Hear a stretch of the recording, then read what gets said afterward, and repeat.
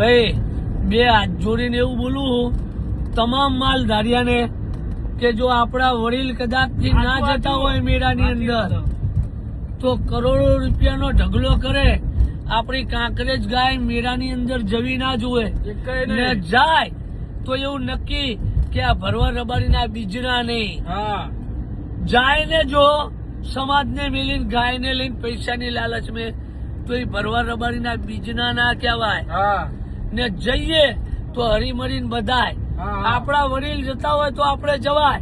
કાંકરેજ ગાય તો વર્ષોથી પરંપરાથી છે વનવે ને વનવે રહેવાની है। કૃષ્ણ ભગવાને 11 વર્ષ ને 52 દિવસ ગા ચારેલી है પરવાળા ભીડી, એટલે ગા તો ભયા કાયમ થી વનવે હે, વનવે રહેશે।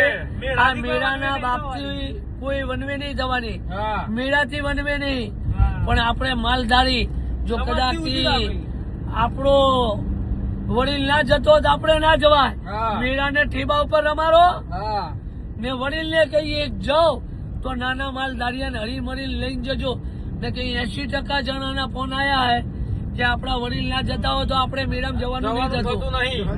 લો જય દ્વારકાધીશ ની જય જય।